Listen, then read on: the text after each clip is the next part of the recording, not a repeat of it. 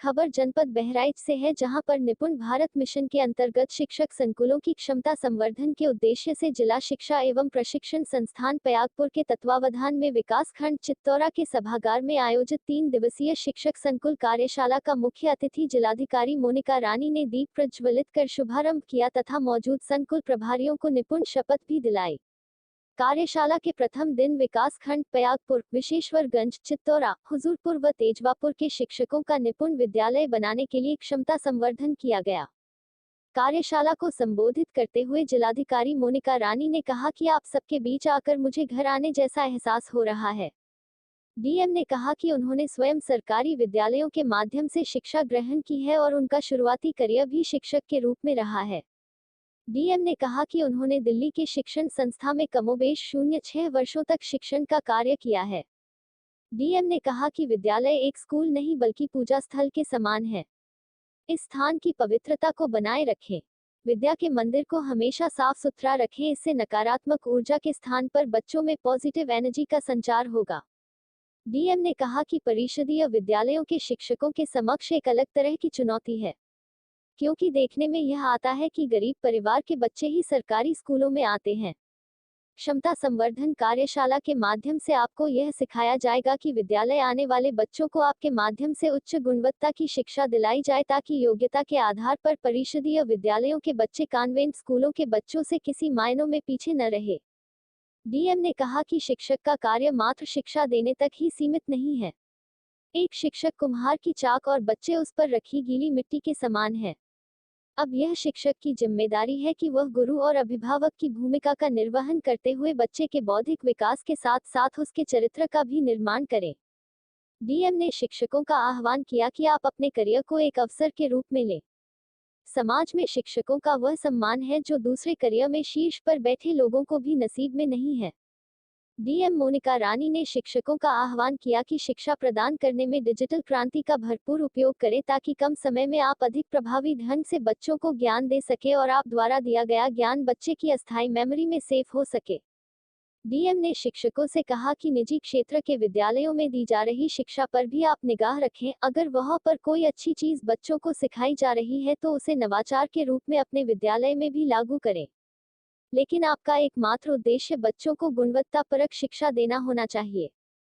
इससे पूर्व उप शिक्षा निदेशक प्राचार्य डायट उदय राज ने मुख्य अतिथि सहित अन्य अतिथियों का स्वागत करते हुए क्षमता संवर्धन कार्यशाला के उद्देश्यों एवं उपयोगिता पर प्रकाश डालते हुए बताया कि कार्यशाला में बेसिक शिक्षा विभाग के अधिकारियों, जिला समन्वयक, अकादमिक resource person, state resource group एवं ब्लॉक में कार्यरत शिक्षक संकुल ARPSRG को आमंत्रित किया गया। कार्यशाला को BSA अव्यक्त राम तिवारी, जिला समन्वयक श्रवण मिश्रा, स्टेट रिसोर्स ग्रुप के सदस्यों व अन्य शिक्षकों ने भी अपने विचार व्यक्त करते हुए मौजूद लोगों को उपयोगी सुझाव दिए। कार्यक्रम के अंत में उप शिक्षा निदेशक प्राचार्य डायट उदय राज ने डीएम को स्मृति चिन्ह भेंट किया। इस अवसर पर बीडीओ चित्तौरा संदीप कुमार त्रिपाठी भी मौजूद रहे। जो दिल्ली के सरकारी स्कूल होते हैं उनमें बच्चों की संख्या बहुत ज़्यादा होती है, बहुत ही ज़्यादा होती है। और जब आपको शुरू में स्कूल मिलता है तो वो भी ऐसी जगह पे मिलता है जहाँ पर बच्चों की संख्या काफ़ी ज़्यादा होती है।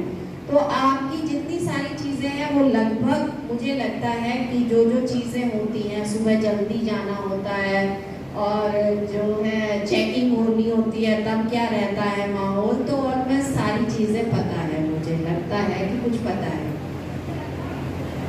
लेकिन जैसे अब मैं सरकारी स्कूल से ही पढ़ी, शुरू वाली जो प्राइवेट स्कूल था वो, उसके बाद लेकिन 11-12 जो मेरी है वो सरकारी स्कूल से ही है। उसके बाद जो ग्रेजुएशन है वो भी सरकारी कॉलेज से ही है। तो पूरी शिक्षा जो है सरकारी जो इंस्टीट्यूशन है उसके माध्यम से करने से, और जो है शिक्षा क्षेत्र में कार्य करने में वो भी सरकारी स्कूल में करने पे एक चीज़ तो पक्का रहती है कि फील्ड की जितनी जानकारी आप लोगों को होती है उतनी किसी को भी नहीं होती है। आप लोगों को बहुत जानकारी होती है जो एक बार फील्ड से निकल के और फील्ड में ही काम करता है। अब जो जैसे पहले शिक्षा होती थी और जो अब वाले हैं उसमें थोड़ा सा फर्क आ गया है। पहले गांव में हर एक तरह के लोग एक ही स्कूल में जाते थे, क्योंकि प्राइवेट स्कूल ज़्यादा नहीं होते थे। तो जब हर तरह का बच्चा स्कूल में जाता था, और आज जब बच्चा स्कूल जाता है तो जो लो इनकम ग्रुप वाले बच्चे होते हैं वो ज़्यादातर जो है हमारे स्कूल में आते हैं। तो जो पहले हम लोगों की भूमिका थी उससे ज़्यादा जिम्मेदारी हम लोगों के ऊपर है। मैं दूसरे शब्दों में कहूँ तो अब टीचर जो है उसको उन बच्चों का माँ बाप भी बनना पड़ता है, तब जाके जो है केवल एक शिक्षक की भूमिका में नहीं रहते, बल्कि एक माँ बाप की भूमिका आप लोगों को निभानी पड़ेगी। जिम्मेदारियां बढ़ गई हैं, क्योंकि जो बच्चे स्कूल में आ रहे हैं उनके माता पिता काम के लिए निकल जाते हैं, या अगर नहीं भी निकलते हैं तो पता नहीं होता कि शिक्षा कितनी ज़रूरी है। और पहले क्या होता था कि बच्चों की पिटाई भी हो जाती थी थोड़ी बहुत, और बच्चे पास भी नहीं होते थे। तो अभी लगातार बच्चे ऊपर जो है वो जाते रहते हैं, मास्टर साहब की भी डांट लगती रहती थी, और वो बड़ा गर्व का विषय रहता था। मुझे भी डंडे लगे तो एक दो बार हमारी भी पिटाई हुई है, क्योंकि उस समय पे जो अध्यापक बड़े टाइट रहते थे, तो अगर कहीं पे नहीं हो तो आज उनकी डांट जो है वो काम भी आती है, अध्यापक की डांट भी अच्छी होती है। तो हम लोगों का जो है ये कहना है कि हम शपथ लेती हूँ कि मैं अपने अधिकार क्षेत्र के सभी बच्चों को बुनियादी दक्षताएं प्राप्त कराते हुए प्रत्येक विद्यालय को निपुण विद्यालय के रूप में विकसित करूंगी, और सभी सहभागियों को इस कार्य हेतु निरंतर प्रेरित करूंगी। मैं अपने विकास खंड को निपुण विकास खंड, जनपद को निपुण जनपद एवं प्रदेश को निपुण प्रदेश के रूप में विकसित करने के लिए समर्पित भाव से अपना पूर्ण योगदान दूंगी।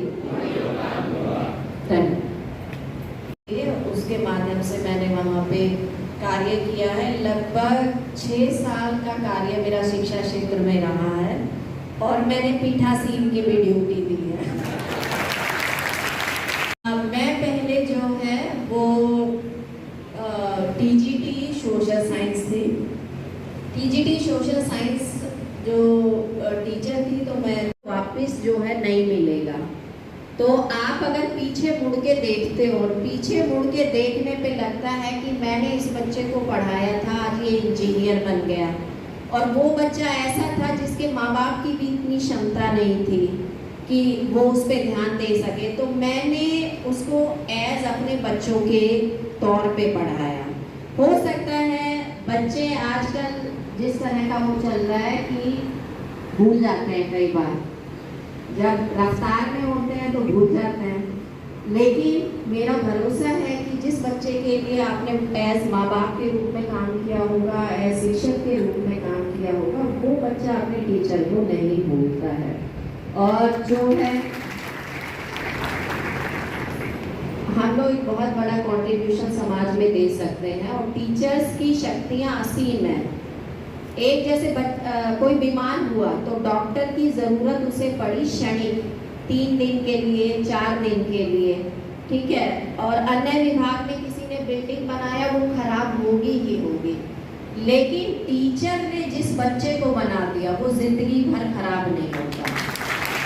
उसमें उसका डेप्रिसिएशन वैल्यू कुछ नहीं है। आपने बच्चे को अगर 10वीं 12वीं तक संभाल लिया तो फिर वो आगे जो है वो चलता रहता है, और आपने एक ऐसी बिल्डिंग खड़ी कर दी जो कि कभी जिसमें डेप्रिसिएशन होगा ही नहीं, बल्कि कुछ ना कुछ जो है वो सुधार